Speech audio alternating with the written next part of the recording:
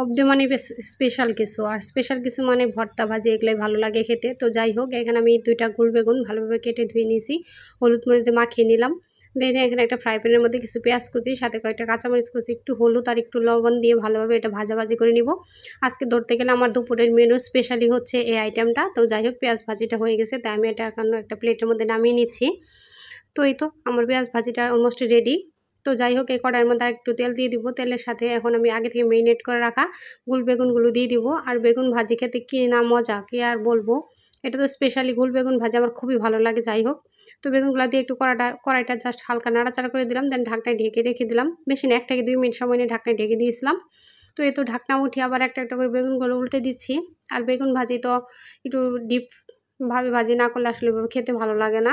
তো আমি তাই একটু ঢাকনায় ঢেকে ভাজি করি। আপনারা কে কীভাবে ভাজি করেন অবশ্যই কমেন্টস করে জানাবেন। তো এইদিকে আমার বেগুন ভাজিটা অলমোস্ট হয়ে গেছে প্রায়। তো এখন আমি বেগুন ভাজিগুলো তুলে নিব একটা একটা করে। তার জন্য আমি বেগুনগুলো একটা একটা করে তুলে নিচ্ছি। আর বেগুন ভাজির সাথে গরম ভাতও আর কি বলবো, এই কম্বিনেশন তো জাস্ট ওয়াও। তো সবগুলো বেগুনই তুলে নিলাম, দেখতেই পাচ্ছেন। সাথে এখানে আমি একটা প্লেটের মধ্যে 4-5 পিস পাঙ্গাস মাছ নিয়ে নিয়েছি। এই মাছগুলোর সাথে আমি কাঁচামরিচ, পেঁয়াজ আর 1 টুকরো আদা ভালোভাবে শিলপাটায় থেতো করে বেটে নিয়েছি। সাথে স্বাদ মতো লবণ, হলুদ, মরিচের গুঁড়ো দিয়ে দিলাম। দিয়ে অল্প একটু কর্নফ্লাওয়ার দিয়ে দিচ্ছি। আপনারা চাইলে এখানে চালের গুঁড়োটা অ্যাড করতে পারেন, তাহলে মুচমুচে ভাজি হবে। আর এইভাবে পাঙ্গাস মাছ ভাজি করে যদি কাউকে খাওয়ান, খেয়ে তো প্রশংসা করবে এবং এই মাছ ভাজার প্রেমে পড়ে যাবে। আপনার কাছে বারবার বানিয়ে দিতে বলবে, কথা দিচ্ছি। একবার হলে এভাবে মাছ ভাজি করে খেয়ে দেখবেন কতটা মজা। আমি যে জাস্ট মাখাইতেছি, মেরিনেট করতেছি, তাতে একটা সুন্দর গ্রান বা স্মেল বের হয়ে গেছে, তাহলে বুঝেন। তো সে যাই হোক, এখানে একটা ফ্রাই প্যানের মধ্যে আবার তেল দিয়ে দিলাম। তেলটা গরম হয়ে গেছে। তো গরম তেলের মধ্যে এখন আমি মাছগুলো দিয়ে দেবো মেরিনেট করে রাখা। তো এই তো সবগুলো মাছ একটা একটা করে দিয়ে দিচ্ছি। সবগুলো মাছ দিয়ে দেন এখন ঢাকনা ঢেকে রেখে দিব। মাছগুলো একদম ডিপ ফ্রাই করে নিব। তার জন্য সময় নিয়ে ঢাকনা ঢেকে রেখে মুচমুচে একটা ভাজি যাবে সেভাবে ভাজি করে নিব। তো এক পাশটা হয়ে গেছে, তো আরেক পাশটা উল্টে দিচ্ছি। এভাবে সবগুলো মাছ আমি উল্টে দিলাম। দেন আবার একটু ঢাকনায় ঢেকে রেখে দেবো কিছু সময়ের জন্য। এই তো ঢাকনা উঠে আবার ফিরে এলাম।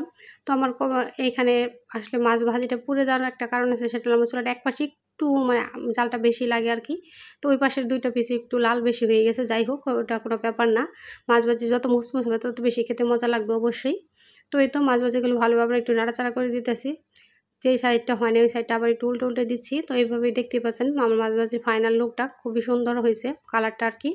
তো যাই হোক, কারণ মাছ ভাজিগুলো তুলে নিব, যেহেতু মাছ ভাজিগুলো হয়ে গেছে। আর এভাবে মাছ ভাজি করে অবশ্যই একবার হলে খেয়ে দেখবেন, বা যারা খেয়েছেন তারা অবশ্যই জানেন। তো আজকে আমার এই দুপুরের মেনুতে স্পেশালি ছিল বেগুন ভাজি, মাছ ভাজি আর সাথে যে পেঁয়াজ ভাজিটা। তো সে যাই হোক, আর তো সহ্য করা যাইতেছে না, গরম গরম ভাত নিয়ে এখন খেতে বসে গেলাম। তো প্লেটটাতে সার্ভ করে নিতেছি। তো এখানে ভাত নিয়ে নিলাম, সাথে এখন 1 পিস মাছ ভাজি দিয়ে দিলাম, সাথে এখন পেঁয়াজ ভাজিটা নিয়ে নিচ্ছি, সাথে এখন একটা কাঁচামরিচ নিয়ে নিব, সাথে 3টা বেগুনের বড়া নিয়ে নিলাম। এই কম্বিনেশন জাস্ট ওয়াও, এই কম্বিনেশনের কোনো তুলনা হয় না। দুপুরে খাবারের প্লেটে আর কিচ্ছু চাই না। এই খাবার যে মিস করবে সে আসলে অমৃত মিস করবে। তো সে যাই হোক, আমি খাওয়াটা শুরু করে দিচ্ছি।